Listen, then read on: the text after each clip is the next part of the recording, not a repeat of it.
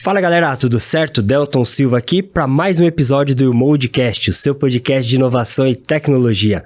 Comigo, o sorridente Delton Silva, mais um dia. Léo, beleza, meu querido? Bom demais, tá parecendo o Sandro, cara, cada hora a abertura é diferente. Ah, é que é pra ser dinâmico, o cara fala, pô, será que eu tô no lugar certo e tal? Você viu o Sandro, cara, gravou o último sozinho, deixamos uma... Cara, e foi bacana, viu? Foi, apesar dele, foi muito bom, cara.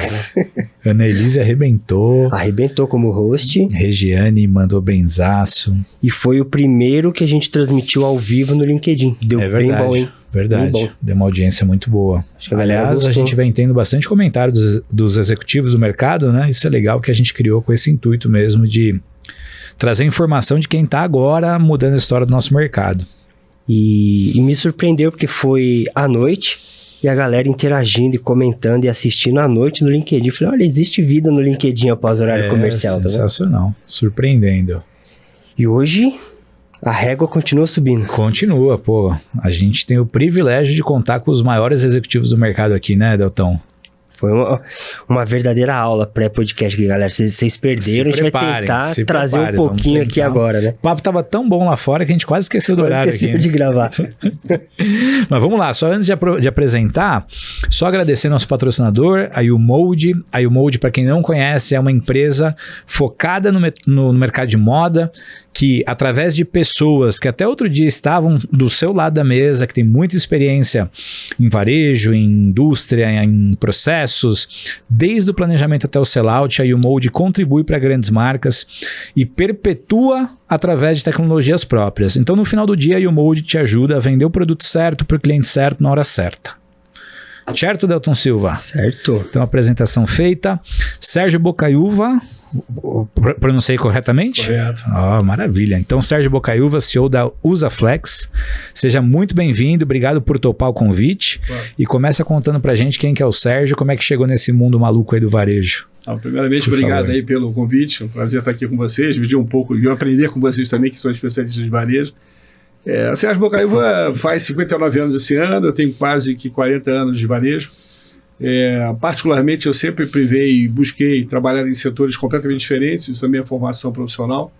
Me formei em economia, com pós-marketing e finanças, e naquela ocasião era difícil, quer dizer, era até muito criticado, porque eu ficava no máximo 3 anos numa empresa. Então, comecei no mercado financeiro eu fui para a Caterpillar, né, no caso a Sotrec, que era um dos grandes dealers no Brasil. Já naquele momento a gente passou por uma grande crise no mercado brasileiro e aí tomamos uma decisão estratégica que fez com que a Sotrec se tornasse o primeiro dealer do país, o maior dealer, hoje deve ter quase 90% do mercado.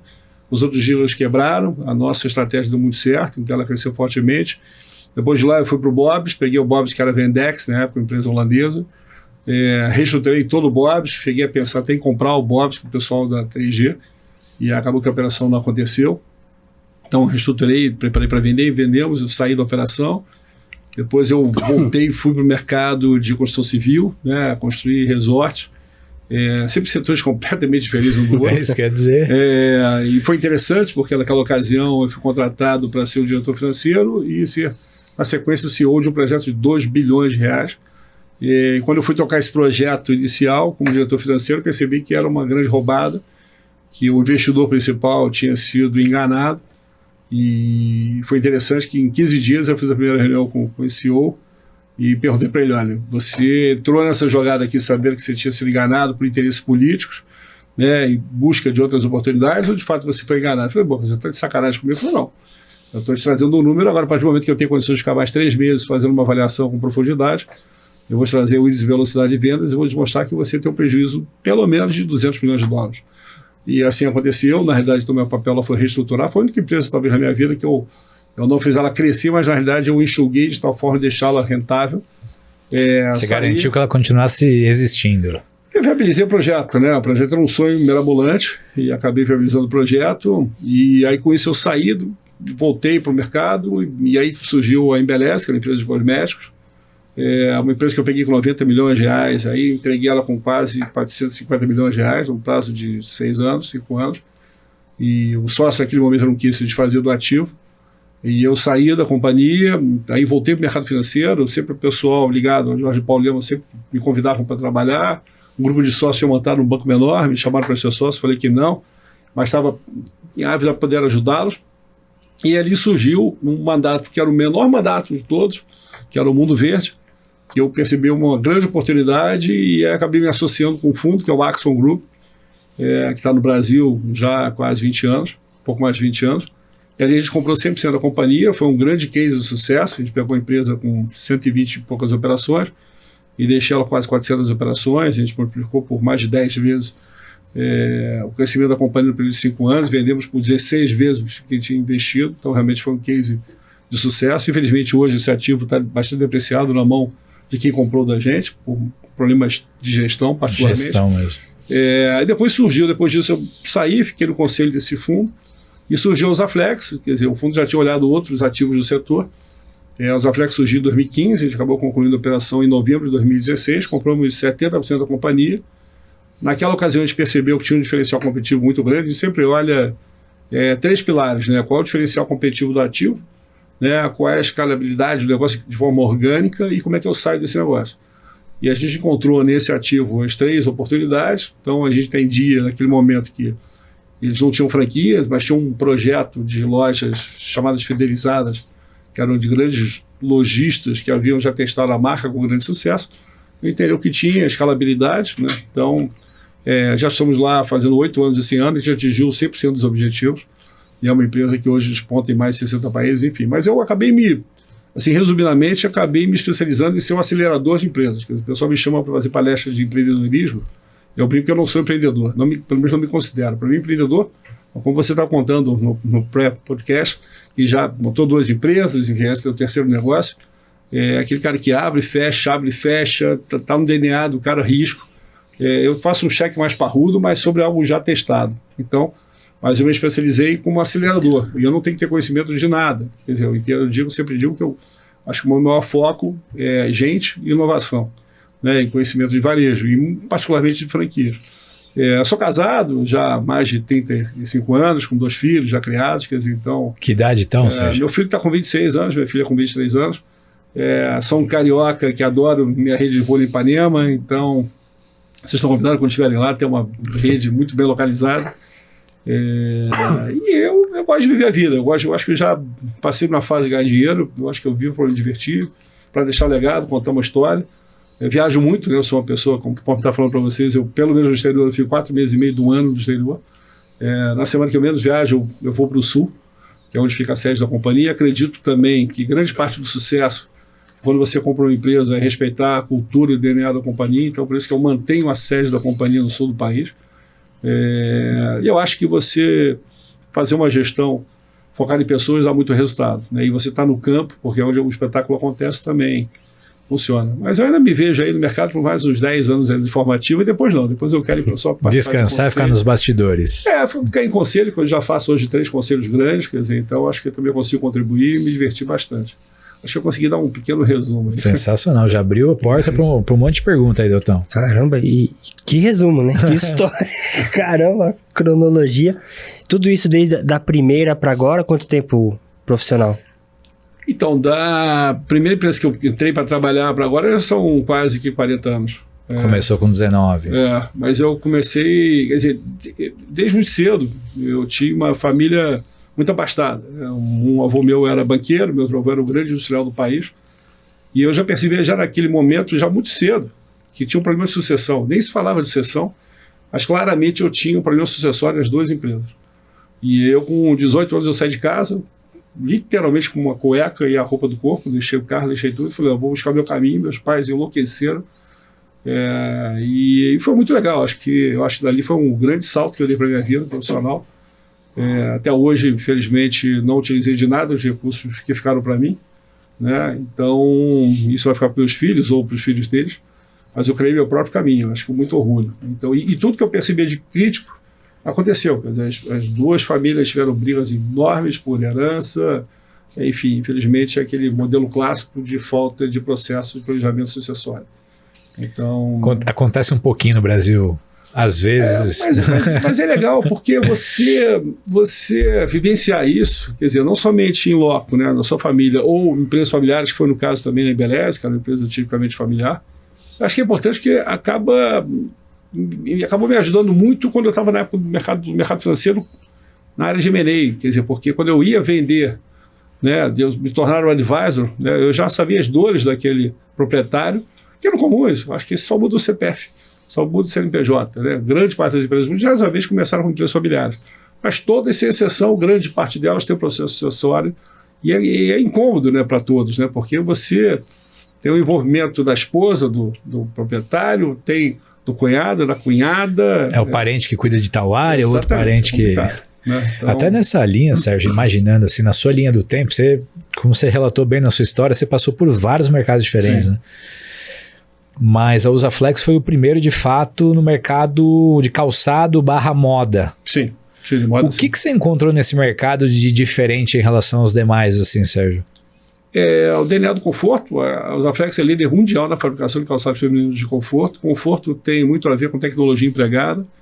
Né? Não é somente a forma do sapato, que de fato é um pouquinho mais largo que os demais, mas ali você tinha um produto com grande recorrência, um público-alvo extremamente fiel à marca. Isso você mede pela recompra do... Sim, a gente percebeu que é uma empresa que lá atrás, quando foi oferecida, no momento de crise brasileira, eles não tinham perdido o faturamento, ao contrário, então mostrava essa resiliência muito forte. Haviam já algumas lojas licenciadas, que eram grandes multimarcas, que entendiam que vendiam tanto nos Usaflex que poderiam ter uma loja, não somente um corner, mas uma loja monomarca, sem padrão nenhum, e vendiam muito. Tem franqueados que chegaram a fazer quase que 20 milhões de reais de patrimônio com essa loja licenciada. E a gente entendeu que ali tinha já um modelo testado, né, para tornar-se franquia, e assim aconteceu. Quer dizer, então o grande mote aqui foi não perdermos o DNA de conforto e pilar de conforto, criarmos o mercado de franquias, expandimos, quer dizer, existia uma participação modesta no mercado internacional de 2%, hoje o mercado internacional é mais de 10%, hoje estamos em mais de 60 países com lojas dos Usaflex iguaizinhas que tem no Brasil, só que lá fora são licenciadas. Criamos o Distal já representa 10% do faturamento da companhia, com o Omnichannel presente em todas as lojas. Abriu nos Estados Unidos agora, né? Abriu nos Estados Unidos, eu tive agora no Equador, já abrimos a nossa 8ª loja no Equador, vamos abrir mais 4 lojas no Peru, no toda a América Latina, na Europa, no Oriente Médio, enfim. Então a gente tem aí grandes oportunidades no mercado internacional, e onde, apesar do nosso nível elevado de governança, né, que restringe muito crédito, quer dizer, não cria as mesmas facilidades que outros players nacionais criam, alguns players nacionais, locais, ali da própria Igrejinha, que é uma sede, o berço de calçado nacional, chegam a ter 40% do faturamento com exportação. A gente tem 10%. Então a gente tem grandes oportunidades de crescimento de expandir, e de um produto de couro, né, que é o único, quer dizer, então, que tem uma vida útil muito maior. Então, realmente são diferenciais competitivos. A gente percebeu esse crescimento orgânico, essa oportunidade de crescimento orgânico, e com múltiplos players de saída, né? Então, que é o terceiro ponto que a gente olha. Então, saída via abertura de capital, via para o estratégico, enfim. Tornamos uma grande plataforma hoje de possíveis aquisições, a gente está avaliando nesse momento aquisições também. Então, a gente tem muita linha ainda para queimar. O mercado, como vocês acompanham, ele está meio de lado, o varejo, a gente continua crescendo fortemente, mas o mercado como um todo está sofrido, né? Você tem aí, teve janeiro e fevereiro muito fraco, o março melhorou, abril agora voltou a vender forte, né? Mas, enfim, mas para o nosso negócio ele não cai na venda, então... Continua resiliente. Sim, bastante resiliente, entendeu? Interessante, ele vem crescendo quase que 20% ao ano de resultado, 25%. Até o mês passado cresceu 75% sobre o ano passado, uma loucura. É claro que isso é uma fotografia de 2 meses, né? Não é uma tendência, mas é um resultado espetacular. Né? Sensacional. E totalmente na contramão do mercado. Né? Teve um ponto que me chamou a atenção, que assim, você está sempre em mercados diferentes, sim, mas com o mesmo foco, né? Se tornou um especialista em acelerador de empresas e fazer inovação. Então deve ter uma fórmula mágica aí que você aplica em qualquer mercado. Por onde você começa? Chegou numa empresa, o que você começa para acelerar o resultado? Onde você mexe os pauzinhos ali que você sabe que já vai dar um grande resultado inicial?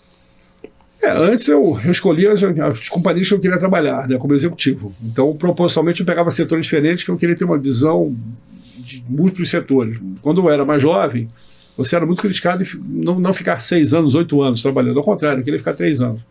Então, porque eu queria ter essa experiência. Né? Isso fez com que, particularmente, hoje eu sou um generalista, mas eu conheço muito dos sistemas, conheço muito de logística, conheço muito de exportação, importação. Eu tenho uma visão realmente... Eu trabalhei em fast food, no Bob's, né, também um bom tempo. Então, eu conheço bastante dos setores, né? E, curiosamente, são os setores que mais crescem quando a economia está voltando. Tem o setor de alimentação, tem o setor de vestuário agora, construção civil, são setores que realmente geram resultado.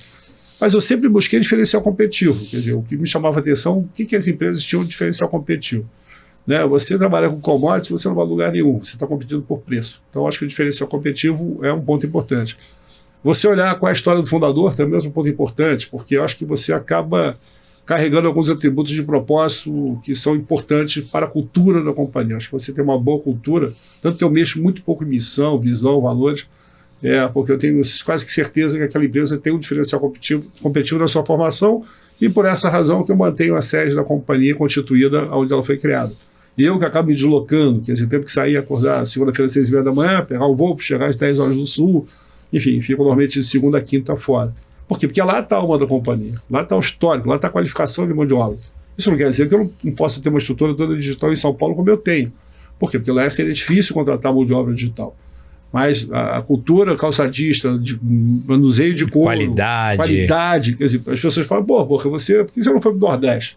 Hoje o Nordeste é o principal polo calçadista brasileiro. Por uma razão simples. Para você entrar para um município que lhe dê benefício fiscal, você demora de 2 a 3 anos para qualificar aquela mão de obra. Ok, aquela mão de obra vai custar 30% a menos do que a mão de obra no sul do país. Mas eu fiz o inverso. Eu cheguei para o Eduardo Leite, governador, falei, Eduardo, eu queria que trazer os mesmos benefícios do Nordeste para o sul do país. E se você assim o fizer, você é o primeiro a me enquadrar, e enquadramento tinha um ajuste financeiro que eu tinha que pagar, em torno de 8 milhões de reais. Assim foi feito, hoje eu tenho o mesmo benefício no Nordeste, no sul do país. Claro que a mão de obra ainda custa mais cara, no sul, mas eu tenho uma mão de obra muito mais aderente ao negócio. Tá? Uhum. Então esse é um ponto. E aí eu invisto muito em pessoas, né, e inovação, como eu falei. Então a gente é a única empresa calçadista que é Great Place to Work desde que eu entrei. Né? E por quê? Porque a gente realmente capacita, a gente premia as pessoas, a gente festeja com as pessoas. Quer dizer, eu brinco que no Great Place eu sou dito pelo presidente mundial do Great Place que eu sou o CEO mais bem avaliado em festas. Tá? Realmente eu faço muita festa. Mas por quê? A gente conquista muitos objetivos. E eu gosto de dividir esses preços também. E dividir quer dizer que você tem que reconhecer. Né? Então a gente tem uma política muito agressiva de stock options também, quer dizer, a gente dá condições a todo o corpo, não somente diretivo, mas de gestores, que eles possam participar do resultado. Eu estava falando com vocês, eu tenho quase que 3.300 colaboradores, eu recebo 2 ligações por dia, recebo não mais do que 20 e-mails por dia. Mas eu tenho diversos comitês, né? Eu estou aqui com vocês, mas eu tenho vários comitês acontecendo, né? Comitê de inovação, squad disso, squad daquilo. E assim os processos andam. Você tem KPIs, né? Você tem todo o planejamento, você tem os objetivos, toda a correlação de plano, de negócio está diluído pela companhia, permeado pela companhia, então as pessoas recebem reuniões bimestrais de resultado, eles acompanham, tem muita transparência, auditado por Big Four, com o Conselho Independente, então tem muita transparência. Então, todos se sentem donos, e não importa se o cara é o cara que corta o jardim ou se ele é um diretor. Eles são tratados todos de forma igual. Então, isso que é muito interessante, porque realmente eles se sentem proprietários, engajados no objetivo. Numa causa, né? Uma causa. Então, se um perde, não é aquela área que perdeu, quem perde é todo mundo. Então, assim, está todo mundo correlacionado no objetivo. De forma muito transparente, para o bem e para o mal. Isso que é verdade. Faz todo sentido. E eu fico imaginando, né, até no movimento da Usaflex, por exemplo, 2015, eu imagino que o seu primeiro dia ali, seu plano de 100 dias, seja conquistar a confiança das pessoas, conhecer as pessoas, né? Porque deve ficar todo mundo morrendo de medo. Vai chegar um cara novo aqui, vai mudar tudo e tudo mais. Se você aplicar, eu já tive essa experiência de aplicar um Thomas, né, um Caliper da vida, né, quando eu entro na companhia. Isso aí fica todo achatado, né, o gráfico, porque todo mundo tem medo de ser mandado embora. Normalmente eu só levo 2 diretores, um diretor financeiro /TI e outro diretor comercial.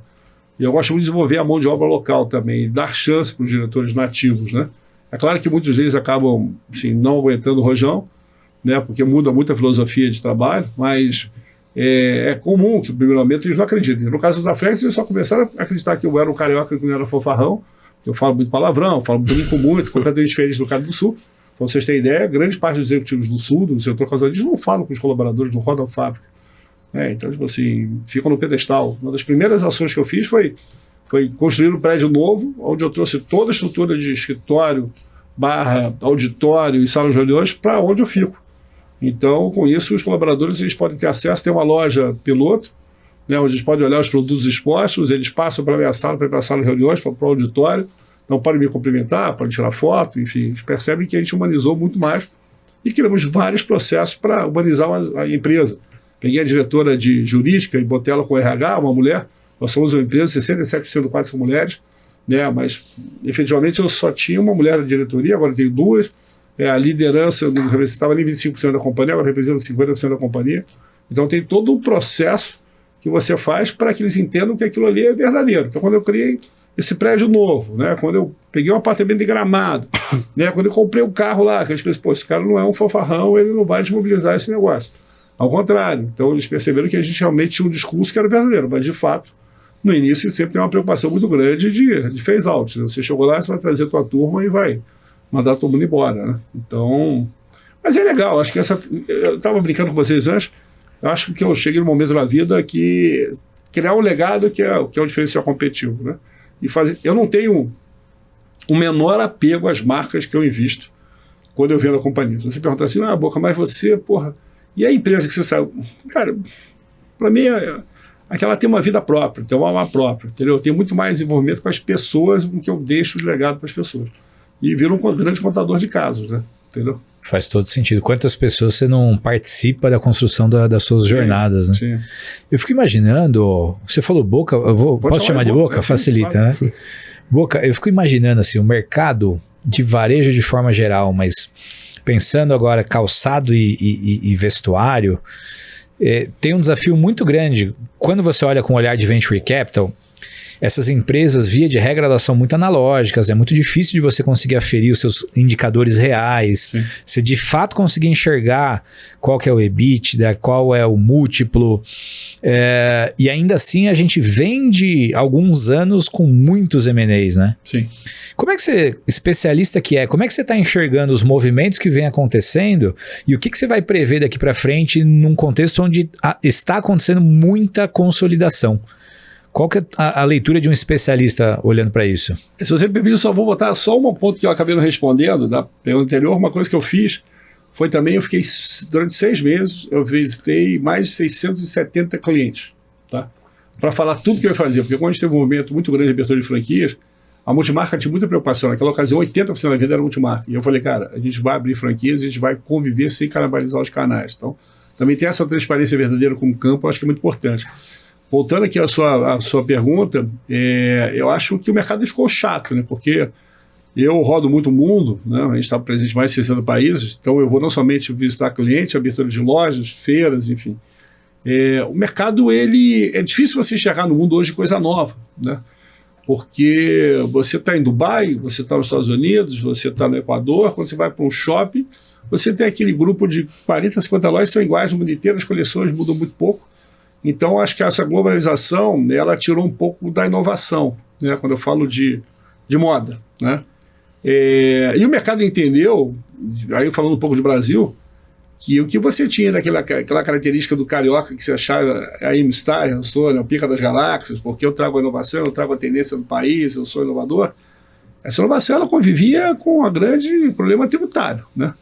E que a partir do momento de 15 anos para cá, você teve hoje talvez 80%, 90% das vendas são via cartão de crédito. Então, esses malabaristas tributários, vamos chamar assim, de uma forma educada, eles perceberam que aquele lado a M-Star e eu vivo porque eu sou fashionista, eles tinham que ser muito mais profissionais, porque a conta não fechava. O cerco estava fechando. Não estava fechando. E com isso você acaba acelerando também esse processo, que você vê algumas marcas que ainda resistem, muito prejudicadas e muito machucadas, inclusive através do Covid, né? Quer dizer, então, eu acho que uma tendência de consolidação ela é natural, tá?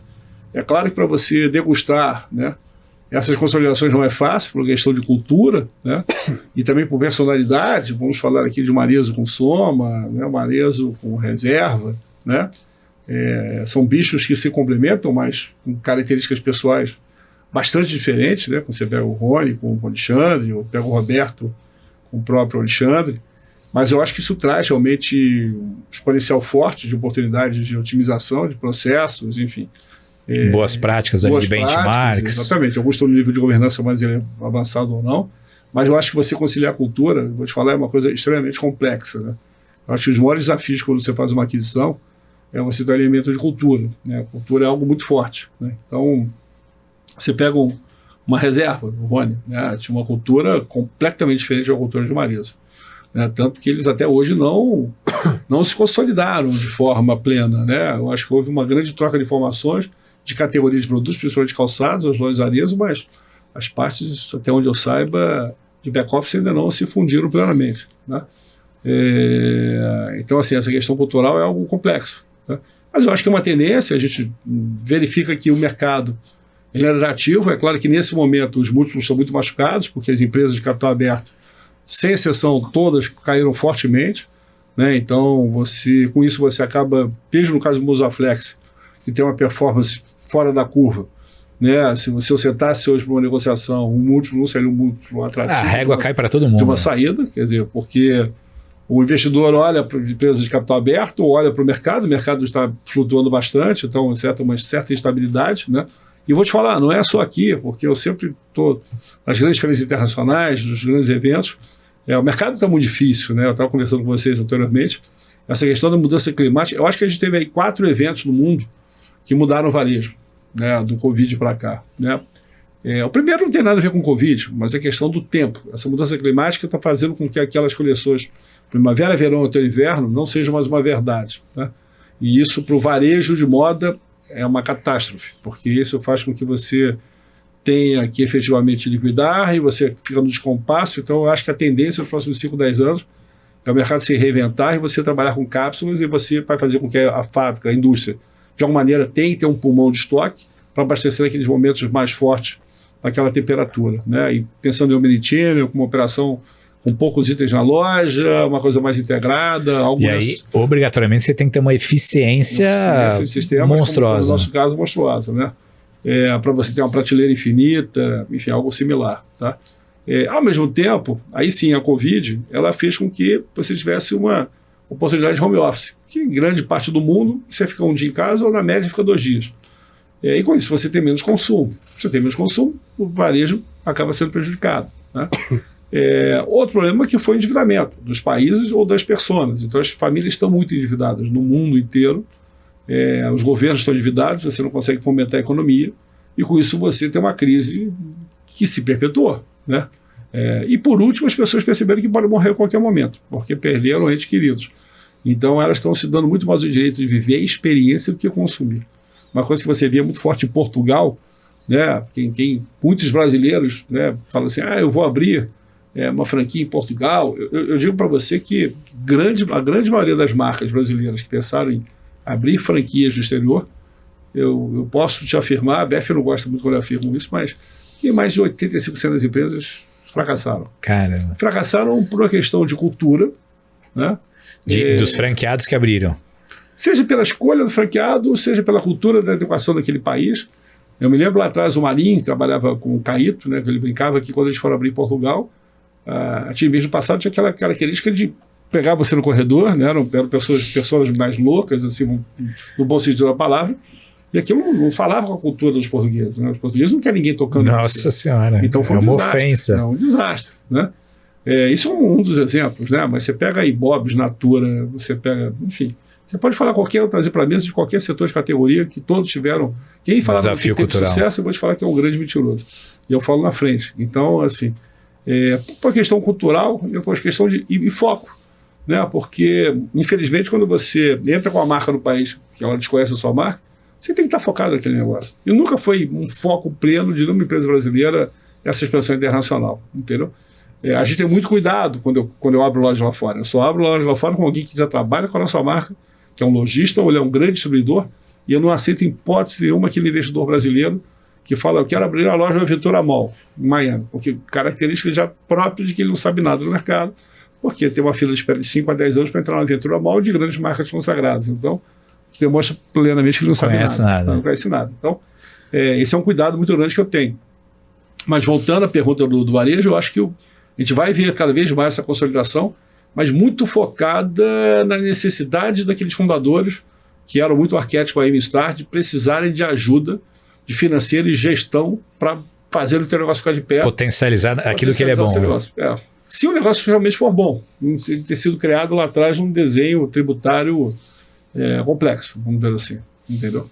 Balizado única e exclusivamente no malabarismo tributária que você falou. Exatamente. Às vezes você vai ver uma marca, o cara fala, bom, minha marca é ótima, eu sou muito procurado, né, para pessoas que querem que eu invista.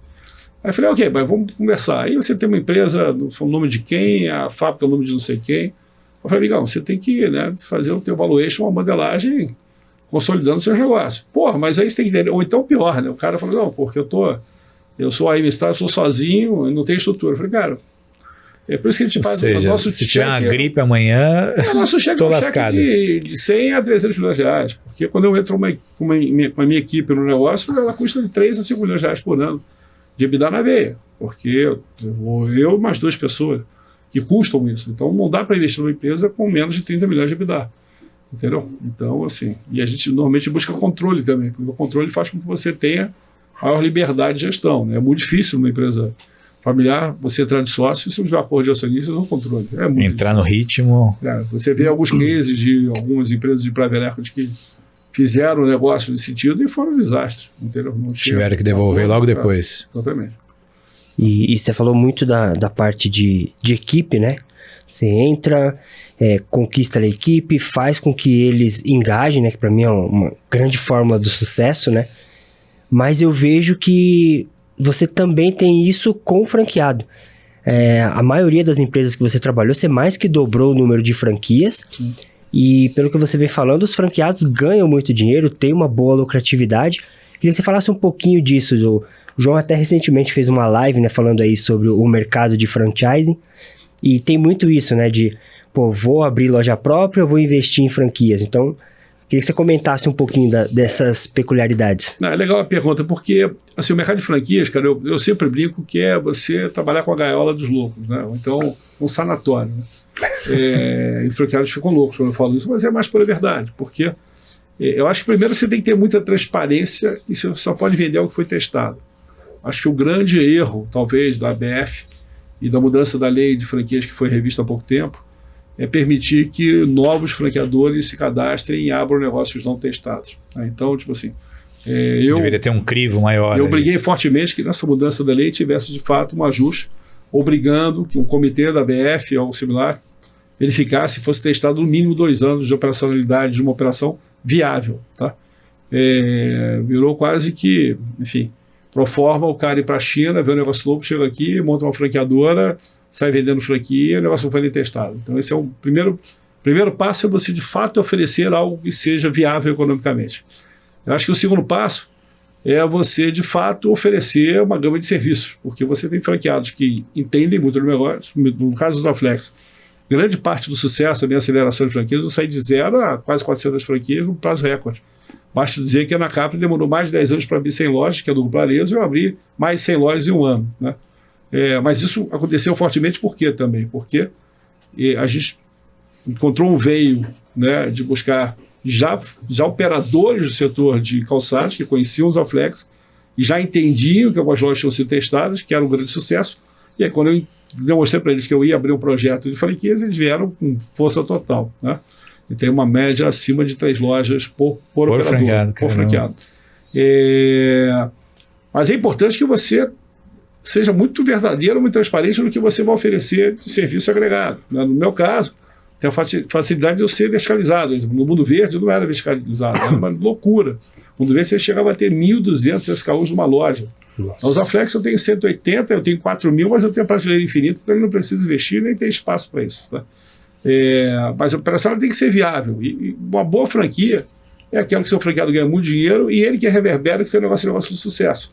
Então, e você tem que estar muito próximo. Então você tem que ter uma estrutura muito engajada, muito envolvente, tem que obrigá-lo a se capacitar o tempo todo, porque é muito comum também o franqueado ser um franqueado investidor, ele se compromete com você, estar à frente do negócio e não fica à frente do negócio, né? Então, assim, eu particularmente eu cobro muito, que nos primeiros 6 meses ele esteja à frente da operação, ele tem que estar com a barriga no balcão, 75% das vezes acontece na parte da tarde, seja em qualquer negócio, então é importante naquele momento do espetáculo, do show, ele tem que estar ali presente. Eu rodo muito campo, então quando eu rodo é muito comum, né, o meu franqueado, minha franqueada, ficar todo bonitinho, cheirosinho, arrumadinho, me esperando. Quando eu chego na loja, a primeira coisa que eu vou fazer é me agachar para falar com o cliente ou falar com o vendedor. A última coisa que eu faço é falar com o franqueado.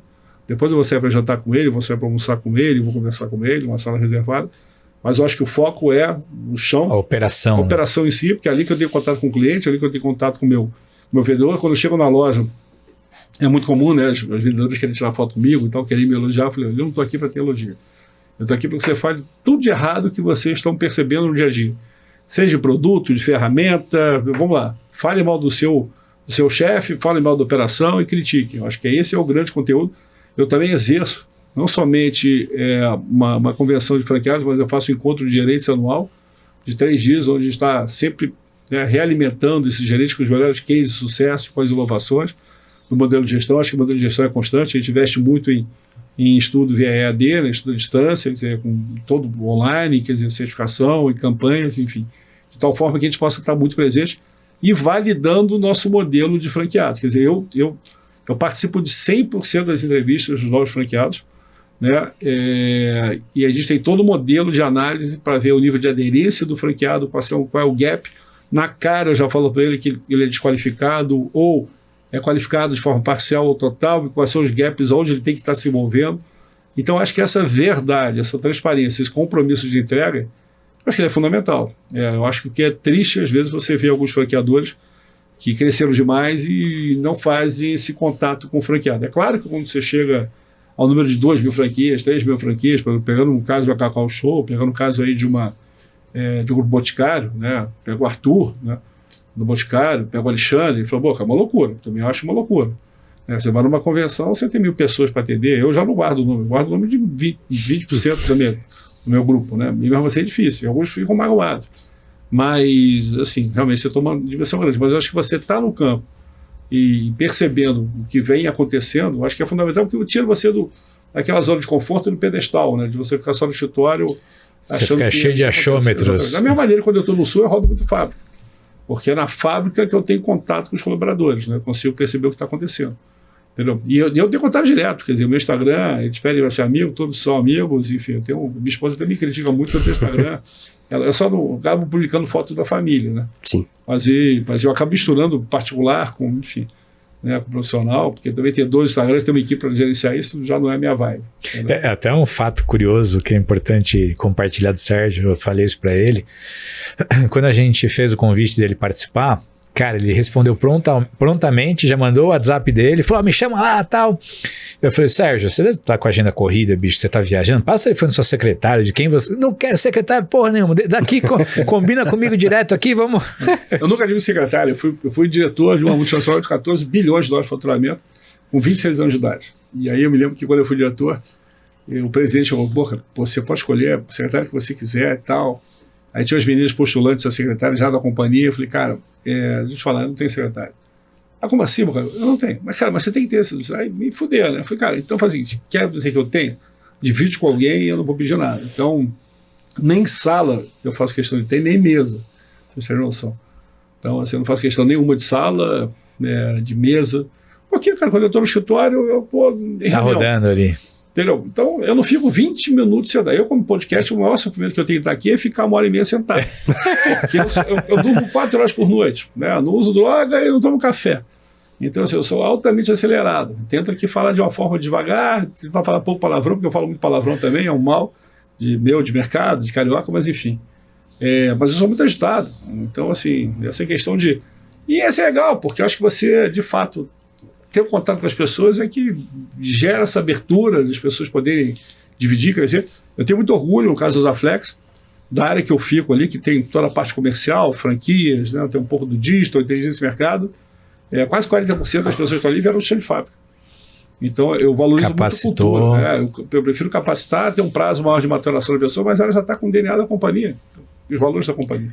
Isso é um ponto de atenção, né, sim. Boca?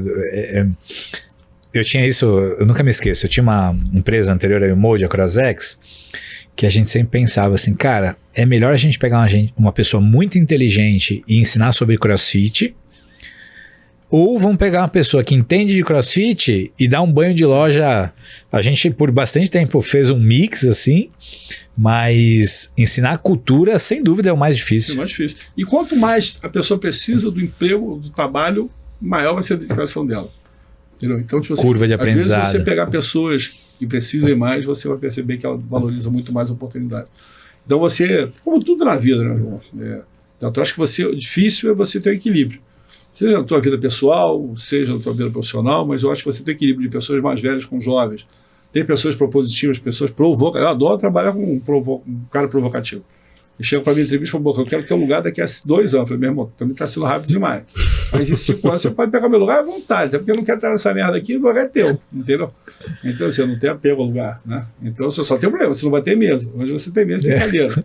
Entendeu? Então, mas é divertido. Eu acho que as empresas, eu entendo que elas são, assim, uma persona, né? Tanto que quando eu trabalhava no mercado financeiro, eu ia visitar um cliente novo, eu falei, cara, tinha até um teste do IBGC, nem sei se existe hoje isso, que eu dava para o dono da companhia e falei assim, cara, eu quero que você estratifique quem é a sua empresa. E, naturalmente, esse presidente, ele faz, né, a mulher mais maravilhosa do mundo, o cara mais maravilhoso do mundo, né, porque o cara se enxerga no carro que ele usa, se é a potência sexual dele, então ele fala assim, eu sou uma Ferrari. Aí eu falei, beleza, então, isso aqui é o que você é, legal, uma empresa madura e tal. Você tem conselho de administração independente? Não. Você é auditório para o Big Four? Não. Você tem reuniões mensais de comitês? Não. Você... Eu começava a instruir o cara, falei, cara, tua empresa é uma merda. Tá engatinhando eu vou te falar ainda. mais, se você morrer e se você tiver um AVC, a tua empresa acabou. Porque você não preparou seu projeto sucessório, né? Só de entrar aqui eu já percebi que tem uma ciumeira fodida na sala dos teus filhos, né? Então dá para perceber que seus filhos não são qualificados.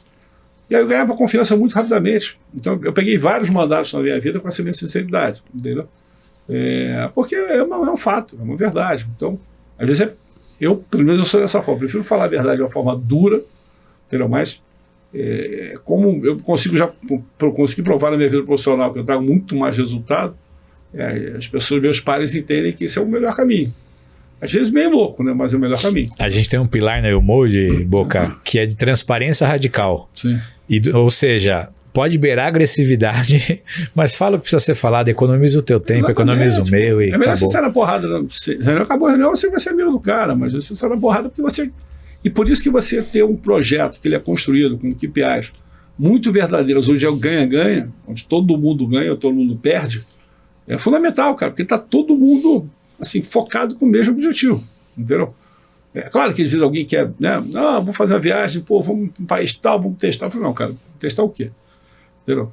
Testar, entendeu? Ainda sabe que funciona. Então, assim, essa clareza é muito importante, né? É que a grande merda é que quando não há essa transparência, eu acho que ele entendeu. Eu falo na entrelinha, acho que você entendeu, você não entendeu porra nenhuma, entendeu totalmente ao contrário, aí é onde tá a merda, né? E você investir em inovação, você trabalha com tecnologia, é fundamental, porque, cara, não adianta você investir em tecnologia se você não sabe capturar e analisar os dados. Então, você tem que investir em tecnologia, mas saber como aplicar.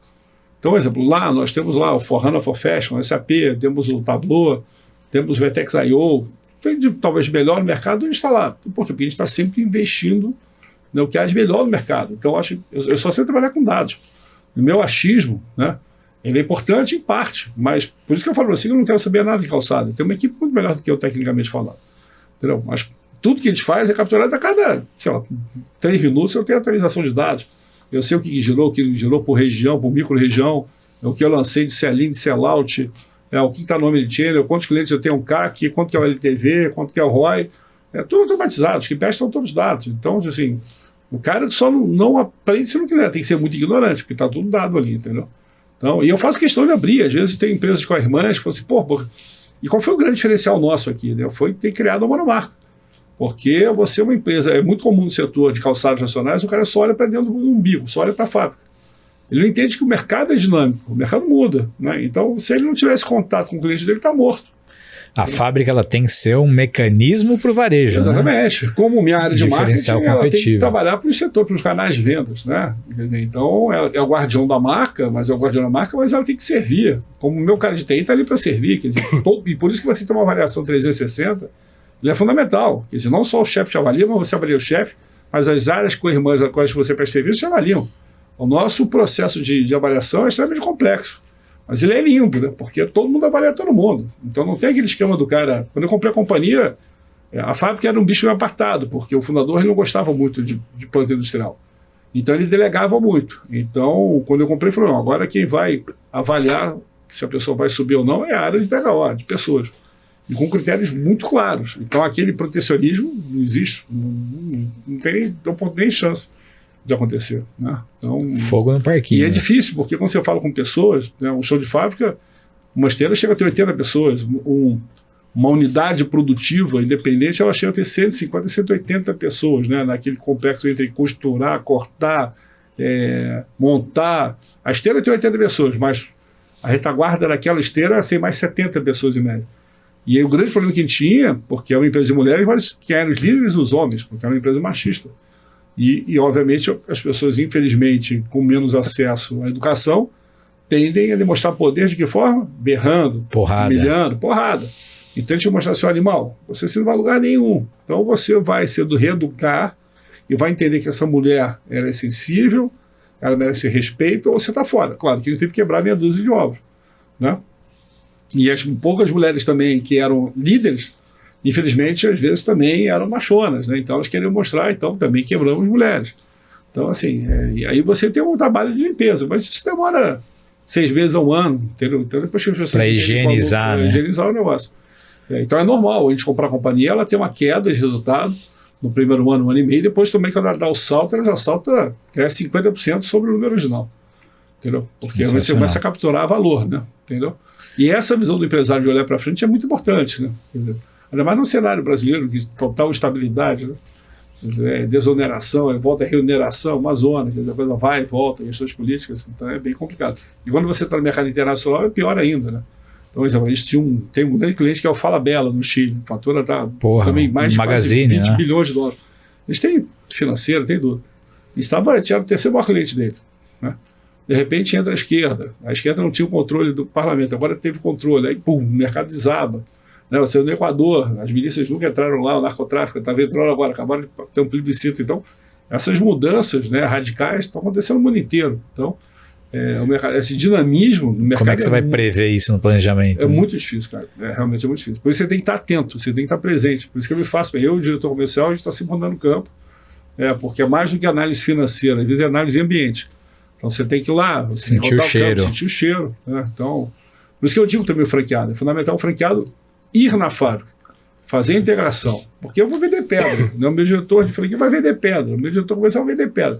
Mas quando ele vai na fábrica, ele entende que o meu estagiário tem um brilho nos olhos, né? E o discurso do estagiário é o mesmo que o meu, é o mesmo consultor de campo, é a mesma pessoa do CELIM.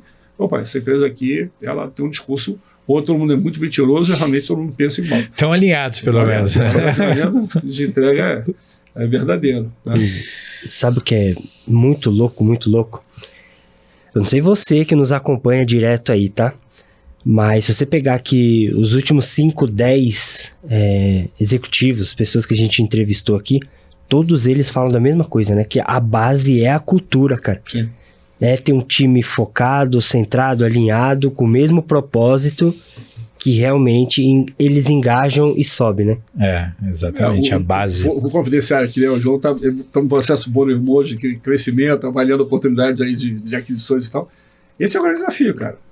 E você tem que comprar bem, né? E comprar bem, quer dizer, você tem que comprar por um bom preço, né? Que vai valorizar, e talvez você tenha que saber com que esse seu parceiro também entenda que ele vai crescer com você, que é importante também nesse processo. Eu não posso abrir números, mas eu posso falar um pouco da operação. No Mundo Verde, a gente comprou 100% da companhia. Até desculpa a ignorância, Boca, foi depois do Carlos Wizard, foi antes? Não, como é? Eu comprei do fundador, 100%, a gente fez a empresa crescer e vendi por causa do Wizard. Ah, perfeito. Né? Mas no momento da compra, a gente comprou 100%, mas eu só paguei 87,5% do valor do que eu comprei. Os 12,5%, eu fiz um acordo com ele que só ia pagar ao final. A empresa cresceu tanto que esses 12,5% representou mais foi exatamente 80%, valor nominal, exatamente 87%. Então, se fosse 100 milhões, são 87 milhões e meio. Eu paguei 5 anos depois, 87 milhões e meio, que obviamente no valor descontado e CDI deu 47% a mais do que a empresa valia no momento zero. Nossa. Então é importante também, falando já no caso aqui do João, que às vezes os ativos que você está buscando, né, João, se você me permite, por favor, quem estiver vendendo, ele tem que entender que você já tem o know-how, que você vai acelerar o crescimento dele. No caso da Usaflex ela estava estagnada. Nos últimos 5 anos eu já comprar, porque existia uma distribuição desproporcional, absurda de dividendos. a empresa patinava e o fundador, que não era majoritário, minoritário, falou assim, cara, esse negócio aqui vai perder cada vez mais valor. Então ele chegou para os sócios majoritários e falou assim, Raul, a gente vende, eu estou fora. E aí foi assim que a gente entrou na companhia. Então, assim, de fato, a gente cresceu mais de 3 vezes o resultado, investindo fortemente na empresa, né? Então, assim, você, como fundador, entender que chegou no seu limite, né, o que você precisa de capital intelectual, capital financeiro, para acelerar e para dar o próximo step, quer dizer, é fundamental. Quer dizer, eu acho que isso aí são poucos os fundadores que têm essa visão, e aí tem que fazer conta e tem que também analisar o investidor que está entrando no negócio para ver se ele vai ter capacidade de entrega ou não. Né? Quer dizer, que é fundamental também. Então, assim, essa dinâmica ali é muito importante. E ela passa também muito mais também por ter afinidade. Você, né? Porque às vezes você senta com um cara e fala assim, esse cara é babaca, não vai a lugar nenhum. Não vou me dar bem com esse cara. Né? Teve empresas que a gente olhou para comprar também no setor casualista, que eu falei pro meu sócio, que é o fundo, eu falei, cara, não dá, eu vou matar esse filho da puta. Entendeu? Então não adianta. Entendeu? Então, assim, nesse nível de governança, se estiver bem definido, não vai a lugar nenhum. Eu acho que esse ajuste, né, esse acordo acionista tem que ser muito bem montado. Né? Mas é difícil as empresas entenderem que esse movimento é importante para eles crescerem. E alguns chegaram no seu limite, tem que realizar. Até nessa linha, Boca, uma curiosidade. Você ia perguntar uma coisa, Tom? Não. Uma curiosidade, cara, como analista de mercado, assim, se você olhar os grandes grupos, eles vinham ainda separados, Grupo Arezzo e Grupo Soma, fazendo aquisições em modelos um tanto quanto diferentes um do outro, mas sempre num olhar de aumentar o market share, de explorar outros públicos com segmentos diferentes, com categorias de produtos diferentes, até com participação de faixa de preço diferentes. E ainda assim, há muitas empresas, muitas marcas brasileiras com grande potencial e que, de certa forma, também tinham a ambição de fazer M&A, de fazer uma venda, de fazer uma saída. Só que ainda há empresas no Brasil de mais de 1 bi de faturamento que não fizeram nenhum grande movimento, mas que a gente tem ouvido que vão abrir também capital. Enfim, para essas marcas que têm a ambição de fazer uma venda, qual que é a janela de oportunidade que você enxerga, uma vez que, em tese, agora esses 2 grandes grupos têm 2, 3 anos de consolidação, de juntar as escovas de dente, então eles tendem a dar uma esfriada. Você vê alguma outra grande empresa despontando como potencial comprador? E qual que é o deal que você imagina, assim, para quem está pensando em vender? Então, eu acho que ainda tem espaço, acho que a Arezzo ainda deve estar anunciando em breve algumas coisas, talvez menores ou maiores, né? Acho que é um papel deles, até para buscar, porque eles entenderam que crescer com marcas próprias era mais complicado. Eles sofreram algumas marcas que eles tentaram. Mas eu acho que tem outros players do setor que trabalhavam muito com private label, por exemplo.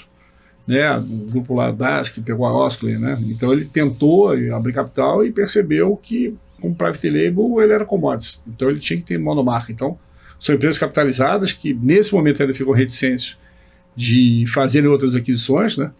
Seja porque o mercado fechou, né? Você tinha uma grande liquidez até 2020, hoje o mercado está fechado, hoje para você fazer uma operação de IPO, eu vou falar para você acertadamente que ela tem que ser um valor de EV de 2,5 bi a 3,5 bi, porque os fundos sofreram muito, perderam muito dinheiro, né? Naquela loucura, aquela enxurrada de dinheiro, liquidez. Com múltiplos menores ainda por cima. Com múltiplos menores e vou te falar mais, quer dizer, na realidade eles ficaram muito machucados e você tem uma volatilidade muito grande no mercado. Então, assim, as empresas perderam valor, até as grandes empresas perderam valor na bolsa. Então, hoje é um mercado, acho que tem muita oportunidade. Tudo na vida eu vejo que é uma relação custo-benefício.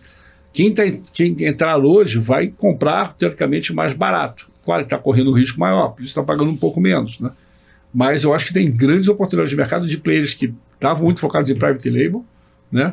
Que precisam de ativos monomarca para poderem dar um maior respaldo, ou empresas de outro setor que estão muito capitalizadas, que abriram capital e não fizeram nada, ou fizeram follow-on e não compraram nada. Você pega uma Renner, que levantou muito dinheiro, não fez aquisição nenhuma, então podem comprar outras categorias de outros serviços complementares às suas bases. Então acho que tem muito ativo bom e tem muita empresa que tem espaço para fazer aquisição. O grande receio é esse cenário político confuso, quer dizer, e a macroeconomia também meio confusa, e que acaba gerando um certo receio de você expandir horizontes no curto prazo. Agora, para quem tem mais apego a risco, eu acho que a oportunidade, nós mesmos, nesse momento, estamos avaliando algumas oportunidades de aquisição. Então, tipo assim, existe mercado, existe bons ativos disponíveis no mercado. E existem grandes marcas que não conseguiram explorar tecnicamente espaço de abertura de lojas, monomarca, né? Acho que o mercado está migrando muito para monomarca, então tem grandes oportunidades na mesa. Esse podcast aqui costuma dar sorte, né, Deltão? Exatamente. Teve a Semantics quando abriu capital. Verdade. Quando abriu capital fora do Brasil, veio aqui, aí abriu uma semana depois. A executiva da Arezzo, a Tati, veio aqui, ganhou o prêmio lá de executivo do ano. Os top 10, né? Então o Sérgio, com certeza, saindo daqui, ele vai anunciar umas 2, 3 aquisições. E quando ela estava aqui também, não tinha sido aprovado ainda. Foi aprovado no CAD logo em seguida. Exato. O deal deles. Mas eu não entendi as empresas que vocês estão olhando. Não, brincadeira. Na verdade, brincadeira. Eu posso falar que quando a gente comprou a companhia, a gente entendia que existia espaço para aquisição. No meio do caminho, a gente percebeu que o nosso ERP, o nosso sistema, né, de chão de fábrica, ele era frágil, pensando no crescimento da companhia, nessa oportunidade de investimentos. Aí a gente partiu para mudança do sistema. Mas aí, concomitantemente, veio a pandemia, a gente teve que fazer um freezing. E aí, no meu negócio, não dá para você fazer, logar na frente do Dia das Mães, que é alto risco. A gente teve que jogar esse projeto, demorou 1 ano e meio. A gente acabou startando ele em 2021, segundo semestre de 2021. Ainda teve muito ajuste em 2022, então agora que a gente entende que a gente voltou a capturar valor em cima dessas mudanças de sistemas, e aí a gente estaria preparado para ser uma grande plataforma consolidadora. Então, assim, tem espaço, né, para que isso aconteça. Desculpa, fala, Lucas. O único fato é que com isso você acaba jogando o projeto para frente, porque aí efetivamente você, se vier seguirmos esse caminho, eu tenho que também fazer o rollout desses ativos. Então eu tenho que capturar essa sinergia, fazer com que ele cresça. Quer dizer, então a gente acaba jogando um pouco do projeto mais para frente, né? Então, mas eu particularmente, os 2 projetos me dão muito tesão, assim, seja consolidar ou seja efetivamente me liquidar e ir para algo novo. Acho que eu sou muito focado em desafio. Então, para mim, quer dizer, quanto maior desafio, quanto mais difícil for, mais agradável por incrível que pareça. Né? Minha esposa que fala que eu sou um louco barrido, porque eu atendo, o João falou, eu atendo 100% das pessoas que me procuram, dou retorno para 100% das pessoas dentro do dia. Então não fico com nenhum retorno sem dar para ninguém. Eu consigo estar aqui na reunião, olhar aqui não no podcast, mas consigo na reunião estar olhando e falando com 10 pessoas ao mesmo tempo e ajudando todo mundo, dando mentoria, enfim, que eu acho que isso aí E às vezes você, num pequeno exemplo desse, você tira alguma coisa que vê e acerta o que você não vê. Eu sempre gosto de dar um exemplo. Uma vez eu no Mundo Verde, eu tinha um rapaz que me procurou e estava fazendo uma tese lá fora e queria fazer uma tese em cima de grandes empresas que cresceram muito com private equity, porque ele falava que a grande maioria das empresas nem sempre crescem. Então ele pegou 5 cases mundiais que eram de grande destaque, um deles era o Mundo Verde. Obviamente me certifiquei que ele não era um fanfarrão, tal, pedi uma série de certificações para verificar se era verdadeiro, entreguei todos os dados para ele, tá? Todo book de quando eu avaliei para comprar, porque eu era o vendedor, só lembrando, eu estava no banco, então eu estava vendendo o Mundo Verde e acabei comprando o Mundo Verde. Eu estava nas 2 pontas, né? Então eu tinha todo o material, obviamente. E ele escreveu um belo de um livro, foi um case, o livro dele e tal. Aí, anos depois, essa pessoa me liga. Porra, Bocaiúva, que saudade e tal. Pô, não tinha verdade nem que era o cara, né? Pô, não sei o quê, fulaninho. Aí ele começou a perceber que eu não sabia. Ele falou, pô, você não sabe o que você está falando. Eu falei, cara, não tenho a menor ideia. Pô, você foi aquele cara que me ajudou, porque eu ganhei prêmio, não sei o quê, brarau. Pô, queria te convidar para ser conselheiro. Pô, pode ser. A empresa qual é? Eu posso até citar aqui, era Verde Campo. Só que ela ficava no interior de BH. Então eu falei, cara, desculpe, não dá para eu pegar um avião e ir para BH e ir para o interior, vou perder 2 dias, né? Mas qual o tamanho do EBITDA? Aí na época o EBITDA deles eram 20 e poucos milhões de reais, né? Eu falei assim, cara, eu vou o seguinte, vem aqui no escritório da Axon, vamos bater um papo. Aí chegou lá o presidente, eu comecei a bater um papo com ele, aí ele falou assim, cara, eu aceito ser seu conselheiro. Porra, que maravilha, só que eu aceito ser seu conselheiro comprando o teu negócio. Aí o cara, como assim? Aí ele falou, não, eu quero comprar o teu negócio. E ele estava com uma outra empresa, eu não posso citar o nome, grande player no setor nacional. Na mesa, ele falou, eu não vou vender para esse cara, mas eu vou... Pressão, coloca o múltiplo aí, a gente vai fazer negócio. E eu vou esperar acabar o prazo dele lá, que ele está com prazo e tal, finalizando. Aí 15 dias depois ele me liga e falou, Boca, surgiu um problema. Qual foi o problema? Cara, a Coca-Cola veio aqui me ofereceu, eu posso falar que é valor divulgado, 420 milhões de reais pelo meu negócio, pagando 20 e tantas vezes o EBITDA. O que eu faço? Vende. Mas como assim? Vende, porra. Você tem 42 anos. O cara está fazendo 420 milhões no teu bolso. Então, o resumo da história. Às vezes, uma ajuda de um cara para escrever um livro. Imagina se eu tivesse comprado essa companhia, tivesse pago lá, vou te falar, 200 e poucos milhões, múltiplo de 160 milhões de reais, e tivesse um mês depois vindo a Coca-Cola oferecendo 420 milhões de reais. Olha que loucura. Então, assim, acho que quando você propaga o bem acaba voltando. Retorna, Tem né? todo sentido para a tua vida, entendeu? Então, assim, eu faço com o maior prazer, cara, ajudar pessoas pequenas, grandes, médias, não importa. Então, sem o menor objetivo, acho que o fato de você poder ter tempo de divulgar e ajudar, eu acho que, porra, isso é muito legal. Incrível. E fazer ligação, ligar pessoas aqui, ver com o João, já procura fulano que pode te ajudar. No mínimo, o cara vai conhecer um cara que tem uma história forte também e trabalha com várias frentes. Né? E é o network do bem, né, Boca? Exatamente. Hoje você ajuda, amanhã você é ajudado. Sim. E no final do dia... Não tem interesse nenhum. Quer dizer, né, um dia o cara vai te pagar o vinho, vai pagar o jantar. Eu tenho uma outra empresa do Mundo Verde que ele faturava 6 milhões, ele fatura 250 milhões. Ele falou assim, Boca, você é o cara que me fez crescer, nunca me cobrou nada, ele nem me deixa nem pagar, porque eu não deixo ele pagar o jantar. Aí ele falou assim, o dia que eu vender a empresa, eu vou te dar uma Ferrari. Eu falei, fechado, se vender a empresa, eu gostei. Entendeu? Aí vale a pena, eu acho que é justo, né, brincando com ele. Uma boa pessoa, um grande amigo que eu tenho. Entendeu? Então é isso, eu acho que você poder contribuir com o cara é muito legal, né? Vem para o cara crescer, acho que é muito legal. Sem babação de ovo, mas você é muito assim, cara. Fazer network, entregar e tal, a gente se conheceu dessa forma também, né? Você fazendo network pra gente lá e tal, até a aquisição. Eu graças a Deus, eu tive pouca gente que me ajudou muito. Sim. E eu tento devolver pro mundo um pouquinho do que, graças a Deus, ele já me deu, sabe?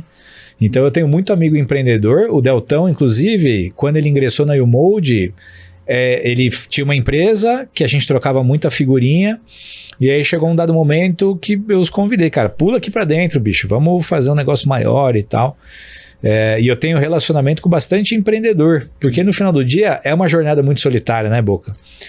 Você não tem capital para contratar um cara do tamanho do Boca para pedir conselho, ao mesmo tempo, é uma jornada que você tem que aprender, você tem que ser muito generalista, só que sem ter capital para contratar os especialistas. Mas por isso que eu falo, eu não tenho perfil de empreendedor, e eu não tenho estômago para isso. Entendeu? Eu, na vida, uma época da minha vida, cheguei a pensar em ser consultor, fui consultor por um tempo, eu falei, cara, esquece. Eu não consigo isso. Eu sou um cara mais estável. Mas você faz o cheque de 300 milhões, beleza, mas 300 milhões sobre algo já testado. Entendeu? A probabilidade de dar errado é muito pequena. Posso até não ganhar o que eu imagino, mas efetivamente a assertividade é muito grande. Né? E o fundo que está comigo como sócio tem um histórico maravilhoso no país. Então os caras são muito assertivos também, isso ajuda bastante. Sensacional. Provocam bastante. Então, você pode abrir qual que é o fundo, Boca? O Axon, eu já tinha falado. Já tinha falado, é verdade. Entendeu? Show. Sensacional. É muito legal. Posso fazer a biblioteca? Por favor. Seguinte, a gente sempre faz aqui a biblioteca onde você deixa para nossa audiência aí uma dica de um livro, de um filme, de uma série, algo que você esteja lendo ou que já leu e gostou e gostaria de recomendar pra gente. Rapaz, olha, quando me fala essa pergunta antes, eu até venho gravado aqui e trago, porque eu sou péssimo para nome. Eu, sinceramente, erradamente, eu leio muito pouco, porque eu sou muito agitado e eu não tenho paciência. É um erro da minha parte para ler. Eu não tenho paciência nenhuma para ler. E depois a idade também com óculos fica pior ainda. Né? Eu acabei de ver Yellowstone, quer dizer, a série, eu acho que é bastante interessante. Não comecei ainda, tá nos favoritos. Já falaram muito, cara, dessa série. Acho que é bem interessante. Mas, de novo, eu acho que a riqueza é você estar com pessoas. Né? Eu sou um cara que eu posso estar na minha rede de vôlei, eu sou muito observador. Eu gosto de estar com as pessoas observando, aprendendo, quer dizer, eu acho que é muito legal. Eu acho que em qualquer lugar que você vai estar, sempre você vai aprender alguma coisa. Então, eu acho que isso aí é uma coisa... Eu acho que você não se fechar... Quando o João ele colocou bem a questão das dores do empreendedor iniciando. Às vezes eu acho muito engraçado, fazendo notícias do que você falou, mas a gente me procura, eu falei, Boca, tem um grupo de CEOs que, tem melancolia, porque são grandes decisores. Eu falei, cara, desculpa, você está falando com o cara errado. Eu sou muito alegre, muito divertido, não me preocupo com porra nenhuma, mesmo no meio da pandemia, zero de preocupação. E por quê? Porque eu tinha certeza que a gente tinha um ativo muito diferenciado, empresa super capitalizada, a gente muito assertivo no que a gente estava fazendo. Então, eu acho que quando você... E essa é um pouco da verdade do empreendedor nato. Quando ele acredita naquilo, ele vai até fundo e vai perder tudo, mas ele vai com aquele negócio, entendeu? Então, é claro que é uma curva de aprendizado, às vezes ele quebra 1, 2, 3 vezes, e não é vergonha nenhuma. O brasileiro tem muita vergonha de falar isso, lá fora é muito comum, né? O cara quebrar várias vezes. E eu acho que o cara quebrar, o cara aprende, né? Enfim.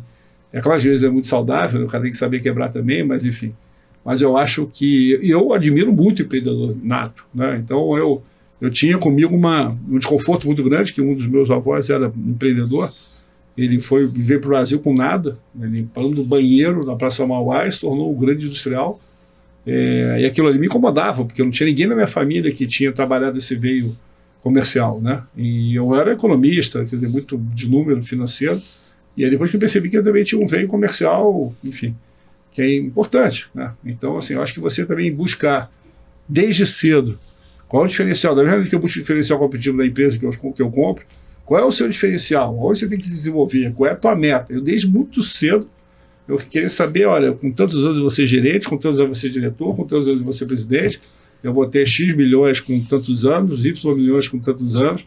Então, assim, você ter metas, eu acho que isso é muito importante para você avaliar e, opa, deixa eu corrigir o percurso aqui, o que está errado, o que não está errado, onde eu estou patinando, o que eu tenho. E hoje, cara, não tem espaço para o cara se acomodar, porque, porra, na pior das hipóteses, você pega o LinkedIn, você vai ter os dados lá, manda um e-mail, procura encher o saco do cara, e eu não conheço ninguém que não esteja aberto a contato. Porra, na época do Mundo Verde, e hoje também não usa Flex, eu vou lá fora, eu falo com o presidente de uma empresa que fatura. Eu tive há pouco tempo em Nova York e o cara faturava 52 bilhões de dólares. O cara teve o prazer de me receber e ficar a tarde inteira batendo papo com o cara. Entendeu? Então, porque tive um approach, olha, pô, temos uma empresa assim, bora lá, um diferencial competitivo e tal. Não. O cara, não, pô, vem pra cá, vamos bater papo. Entendeu? Então, assim, eu acho que está todo muito aberto hoje em dia. Né? Eu acho que tem essa digitalização do mundo e a acessibilidade de informações fez com que todo mundo tivesse muito disposto, né? Então, assim, eu acho muito legal isso. Eu tenho diretores que foram uma palestra minha e chegaram para mim e falaram, cara, pô, te admiro, quero trabalhar contigo. Pô, nem me lembrava do cara. Anos depois você estava trabalhando comigo, ele, pô, depois de 2 dias na empresa, falou, pô, você não se lembra de mim. Eu falei, cara, desculpa, não. Porra, eu fui numa palestra tal, falei que eu sonho trabalhar contigo, fiquei atrás até arrumar a vaga.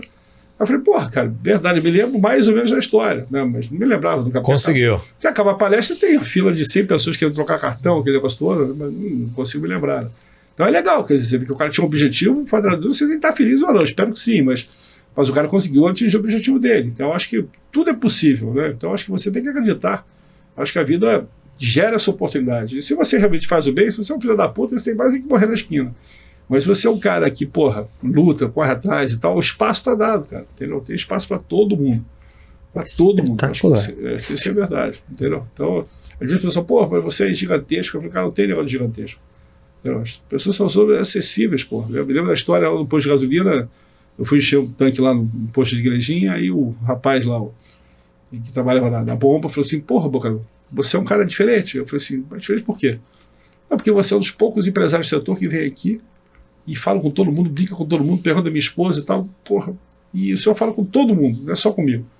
Eu falei, cara, eu acho que eu sou educado, né? Entendeu? Aí ele falou, não, mas a maioria dos CEOs que vem aqui não falam com a gente. Né? O cara pede para o frentista botar combustível, mal cumprimenta e vai embora. Aí eu falei assim, pô, cara, deixa eu te falar uma coisa, você é muito melhor do que eu, tá? Do que você faz, você é um gestor do seu negócio, talvez eu também seja melhor do que eu faço, infelizmente talvez a vida tenha dado mais acesso para mim, entendeu? Mas isso não quer dizer que você não pode transformar e ter outras oportunidades, entendeu? Você tem que ter um approach legal, se você quiser mudar algum dia, trabalhar na fábrica, pô, fala para mim, manda um currículo, não sei o que, eu não vou te ajudar em porra nenhuma, mas pelo menos você já tem uma ponte comigo, entendeu? Então você tem que saber usar essa oportunidade que a vida te dá. Mas você é muito melhor do que eu no que você faz. Se eu for botar combustível igual nos Estados Unidos, pô, cai gasolina, nossa, que raiva erro, que travo, pô, erro o cartão, uma merda. Faço vergonha. Isso quando eu não põe álcool no lugar da gasolina, eu fiz isso 2 vezes já. Então, eu acho que você é tão bom, e você está desenvolvendo e tem que ser muito bom naquilo que você faz, no atendimento. Aí o cara ficou feliz, tirou foto, então cara, você vê que, assim, isso para mim é que gera que eu fico feliz, entendeu?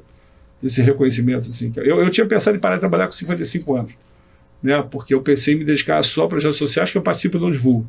Só que eu percebi que através da Usaflex eu acabo impactando muito mais gente do que se eu fosse trabalhar numa ONG, né? Faz sentido. Então, assim, porra, isso só me motivou a ficar mais tempo. Minha esposa não gostou muito, mas me motivou a ficar mais tempo trabalhando, entendeu? Então, assim, é legal. Eu nunca pensei em mudar uma fábrica de 3.300 pessoas, entendeu? Então, diretas, né? Fora os indiretos. Quando eu indiretos tinha quase 25 mil pessoas. Então, assim, é uma loucura, né? Então, sensacional. Show de bola. E antes de passar para ti, redes sociais, aquele Instagram que você publica, gera conteúdo, LinkedIn, qual canal que você quer deixar para o pessoal? Eu acho que o meu é @SérgioBocaiúva, seja o Instagram, eu acho que no LinkedIn, não tem, eu acho que é isso, não sei. Mas eu acho que é @SérgioBocaiúva, mas, assim, através de mídia, LinkedIn tem meu telefone, tem meu e-mail, tem meu telefone particular, quer dizer, eu respondo todo mundo que me procure. entendeu? Então, se quiser, depois eu passo, pode publicar também, depois do podcast ao final, vocês têm meus dados. É totalmente aberto, telefone da empresa, telefone particular, quer dizer, eu sou assim, e eu respondo 100% das pessoas que me procuram. Pode ter certeza. Se eu não responder, pode ir ao público falar mal de mim. E todo mundo que pede para estar comigo também, estando no Sul, eu acabo recebendo, visita a fábrica, tem contato, enfim. Eu gosto muito de fazer essa ponte. Aí o pessoal fala, mas como é que você arruma tempo para tudo? Cara, é só você focar, entendeu? E saber capturar valor. Então, obviamente, às vezes as pessoas pedem para fazer uma bate-papo comigo, o cara fecha a tela. Fala, amigão, se você não abrir a porra da tela... mas eu tenho vergonha. Eu falei, então mesmo. Então, é o mínimo, né? Entendeu? Então, já que você quer uma ajuda, essa ajuda tem que ser verdadeira. Né? Olhar no olho é o mínimo, né, Boca? Mas eu acho que você... Assim, uma coisa legal do que a gente faz é que, como a gente tem um investidor, que é o Private Equity, com cotistas internacionais, que esse nível de governança e transparência, isso é que chama muita atenção do mercado, né? Porque muita gente cresce sem isso. Então, quer dizer, uma coisa é você falar depois que você fez. Outra coisa é quando eu comprei os Aflex, você pegar lá as matérias, eu falei, vou chegar a 340 franquias em X anos. Cheguei exatamente ao número de franquias que eu falei. Então, tipo assim, detalhe, tá com nenhum franqueado de outra empresa investida em mim. Porque eu não permito que ex-franqueados abram negócios novos. Eles ficam furiosos. Porque eu gosto sempre de estar buscando gente nova. Acho que o desafio é muito maior. Se eu precisar, vou na pé, mas não, por acaso não tenho, tá? Uma característica minha. Então isso é legal também, entendeu? Então, DNA assim, do negócio na veia. Tem outros não. Tem outros caras que gostam de pegar a base, sair replicando, enfim, mas não é o meu modelo. Eu acho que isso acaba contaminando, né? Acho que cada um tem um modelo de gestão, né? Não existe um modelo. Agora, de novo, eu acho que sempre você tem diferencial competitivo. Você olhar para a gente, olhar para a inovação, cara, assim, isso aí tem um tripé. E com base nisso, você ter um propósito, né? Você fazer uma modelagem, você ter KPIs, né? Isso faz com que você consiga dar um norte para o teu negócio. O João estava colocando a progressão dele de querer crescer e tal. Acho que você tem que estabelecer metas, objetivos, ver onde você pode agregar valor, com quais parcerias estratégicas ou não, se é momento de trazer sócio, se não é, se é troca de ações, né? O que é múltiplo, qual nível de governança que você tem, quer dizer, acho que está bem amparado juridicamente, que a pessoas faz muito no fio do bigode, depois assim, quebram a cara. Eu acho que você não é ruim você sentar e escrever no papel, dá trabalho, mas enfim, eu acho que são assim, elementos básicos de qualquer companhia. É claro que quando você é menor é um pouco mais complicado, mas eu acho que é importante, né? E no fundo, cara, a gente está aqui para viver a vida, né? Curtir a vida e comemorar. Passagem, né? Não tem jeito, né? E esse equilíbrio que é difícil, né? Você conseguir dar espaço para a família, dar espaço para a diversão. Acho que esse que é o grande desafio, né? Quer dizer, e você entender que você não está sozinho, você não faz nada sozinho, você faz sempre com uma equipe, e tomara que você tenha uma equipe muito melhor do que você, né? Porque ela realmente é que entende, está no dia a dia, está no coração, e isso em todos os fatores da companhia, seja no saque, no atendimento ao cliente, seja no desenvolvimento de produto, seja no som de fábrica, seja no almoxarifado, enfim, né? Na ponta da loja. Acho que esse que é o grande barato da história. Sensacional. Puta merda. Que aula, cara, que aula. Considerações finais? Cara, foi incrível. Desde a nossa primeira interação no WhatsApp, assim, me chamou muita atenção o perfil Transparência Radical do Boca. Me identifiquei bastante, eu não sei porquê, que eu costumo ser o cara que fala palavrão e tudo mais. Hoje você tem que falar um pouco palavrão. Eu tô mais contido. Eu tô se segurar. Eu tô fingindo bem hoje. Sim. É que às vezes quando eu tô ali no enfoque, para me expressar, eu uso muito palavrão, né? Para enfatizar alguma coisa e tal. Então, desde o começo me chamou bastante atenção a capacidade de falar de temas complexos de forma bem simples, muito direto, muito pragmático. E a história em si, eu acho que coroa o que a gente vem falando, né, Deltão? Da importância de você cuidar de pessoas, de você engembrar a cultura, porque o que aconteceu muito no nosso mercado, né, Boca? Você conhece melhor do que eu. Houve alguns movimentos de private equity com grandes grupos que logo eles tiveram que devolver, porque basicamente eles pegaram os grandes grupos e jogaram fora a essência e tudo que levou aqueles grandes grupos até ali. Sim. E implementaram um modelo puramente de gestão de mercado financeiro, de o que quer que seja, que não necessariamente, né? Não dá para ser tanto um nem tanto o outro. Então eu achei bem interessante o modelo pragmático com o qual você trata o negócio, mas ao mesmo tempo priorizando pessoas, cultura, processos, KPIs. Então, eu acho que foi uma aula para quem teve a oportunidade de nos ouvir. Você sabe, João, um dos grandes erros dos private equity ou bancos de IB, bancos de investimentos, foram comprar empresas e pegar a molecada que trabalhava no IB e botar para tocar o negócio, né? Eu não vou citar nomes aqui para questão ética, mas eu diria que os maiores grupos financeiros do país perderam muito dinheiro e quebraram muita empresa boa, porque eu pegava a garotada que tinha feito uma modelagem, que não tinha experiência nenhuma de varejo, muito jovens, né, e colocavam lá para tocar um negócio que não tinha capacidade nenhuma, porque não tiveram experiência. Entendeu? Então, acho que é um segredo também do Private Equity ter uma equipe muito capacitada e muito comprometida, né? Meus sócios, não me vangloriando, mas meus sócios brincam comigo, falam assim, boca, é difícil ter um cara de quase 60 anos que viaja igual um corno, que está lá, que festeja, que comemora, que dá porrada, mas que vivencia o ativo sem precisar de forma intensa, né? De forma intensa. É difícil você ter, e você replicar isso para os teus pares, né, para a tua equipe, é difícil, entendeu? Então, é importante que eles vivenciem mais do que eu aquela verdade, né? Que saiam na porrada, brigue pelo resultado, quer dizer, então, saber provocar, saber dar espaço, saber dessa liberdade, quando você está fundando um negócio do zero, no meu caso é mais fácil que eu compro, mas quando você funda do zero, você abdicar desse poder, puta, é muito difícil. É muito difícil, entendeu? Então, assim, você tem que ter uma habilidade grande, né? Então, em todos os sentidos, né? Então, e aí o Stock Options funciona muito bem, depois já você está começando. Né? A molecada hoje, principalmente, elas querem muito esse sonho, essa ambição de ganhar muito dinheiro. O nosso modelo, Boca, foi bem nesse sentido, né? A gente, como eu vendi algumas experiências de pontos que você colocou, pô, fizemos merda com contrato, com captação, com não formalização nas empresas anteriores.